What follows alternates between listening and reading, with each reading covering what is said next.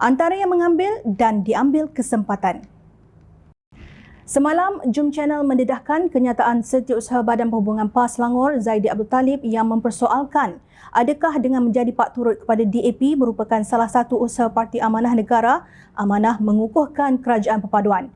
Persoalan itu dibangkitkan susulan keputusan Amanah Negeri Selangor meluluskan usul mendesak kerajaan dan Suruhanjaya Pilihan Raya SPR melakukan persempadanan semula Parlimen di seluruh negara menjelang PRU 16.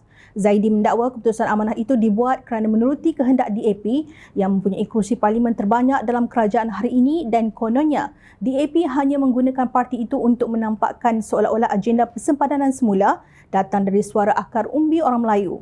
Dakwaan persempadanan semula kawasan pilihan raya melibatkan parlimen yang ramai pengundi hanya akan menguntungkan DAP dan Pakatan Harapan PH tidak benar sama sekali.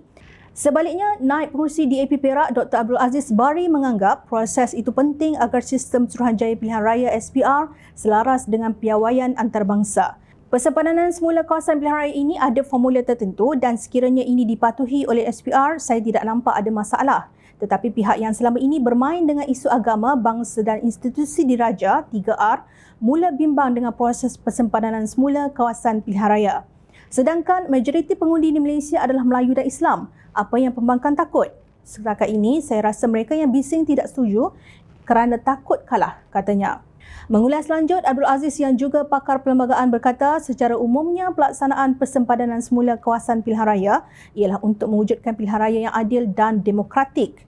Sebagai contoh katanya, rang undang-undang RUU Perlembagaan Pindaan 2019 bagi menurunkan had umur mengundi, pendaftaran pengundi automatik dan menurunkan umur calon bertanding pilihan raya kepada 18 tahun yang diluluskan di Dewan Rakyat pada 2019, idea di bawah PH. Meskipun pelaksanaan undi 18 itu merugikan PH sendiri, tetapi kita akur kerana idea itu adalah satu inisiatif untuk mendemokrasikan sistem pilihan raya kita, katanya. Rupanya bukan setakat isu persempadanan semula. DAP diratib ke hulu dan ke hilir. Timbalan Presiden PAS, Datuk Seri Tuan Ibrahim Tuaman hari ini mendakwa objektif utama DAP mencadangkan pilihan raya pihak berkuasa tempatan PBT diadakan adalah bagi memenuhi agenda mereka. Katanya DAP konsisten memperjuangkan agar pilihan raya PBT dilaksanakan bagi menguasai bandar-bandar besar yang menjadi pusat ekonomi rakyat. Dari dulu hingga sekarang DAP konsisten untuk mengadakan pilihan raya PBT. Ini bagi merealisasikan agenda mereka menguasai bandar-bandar besar yang mempunyai pendapatan besar dan juga pusat ekonomi rakyat. Kita perlu tahu jika pilihan raya PBT diadakan, ia membuka ruang kepada berlakunya polarisasi kaum lebih besar dan ketara antara penduduk bandar dan luar bandar. Ia bukan hanya melibatkan penguasaan terhadap hasil-hasil ekonomi sesebuah bandar yang tidak seimbang, malahan juga kuasa politik Melayu Islam akan terhakis. Katanya melalui satu hantaran di laman sosial Facebook miliknya hari ini. Untuk rekod, cadangan mengenai pilihan raya PBT itu disuarakan pengerusi DAP Wilayah Persekutuan Tan Kok Wai yang digambarkan setengah pihak sebagai kenyataan yang dikeluarkan dalam dunianya sendiri dan bukannya mewakili DAP. Ahli Parlimen Ceras itu berkata pengenalan pilihan raya PBT di Kuala Lumpur bertujuan untuk kelestarian dan memberi pilihan kepada penduduk memilih ahli majlis tempatan. Bagaimanapun, cadangan itu tidak dipersetujui Ahli Majlis Kerja Tertinggi UMNO, Datuk Seri Ahmad Maslan yang menyifatkan negara ini sudah ada banyak pilihan raya. Cukuplah pilihan raya negeri dan parlimen, kenapa perlu ada pilihan raya satu lagi, katanya. Menteri di Jabatan Perdana Menteri Wilayah Persekutuan Yang Berhormat Dr. Zaliha Mustafa turut memaklumkan perkara itu bukan menjadi keutamaan buat masa ini. Zaliha turut berkata cadangan berkenaan akan dibincangkan terlebih dahulu dengan Kementerian Pembangunan Kerajaan Tempatan. Dalam pada itu, Tuan Ibrahim menjelaskan keputusan kerajaan memasukkan pilihan raya PBT mengikut Akta Kerajaan Tempatan 1976 kira-kira 50 tahun lalu adalah tepat. Dalam perkembangan berkaitan gabungan pilihan raya bersih dan adil, bersih berpandangan pelaksanaan pilihan raya pihak berkuasa tempatan PBT tidak perlu lagi dibimbangi dari sisi perkauman.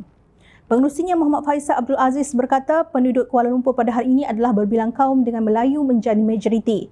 Saya fikir dalam konteks semasa demografi bandar sudah tidak sama dengan tahun 1960-an. Memandangkan pada zaman tersebut kita mewarisi barah pecah dan perintah yang ditinggalkan penjajah Inggeris yang sengaja membiarkan kaum Cina berada di bandar, Melayu di kampung dan India di ladang getah, jelasnya.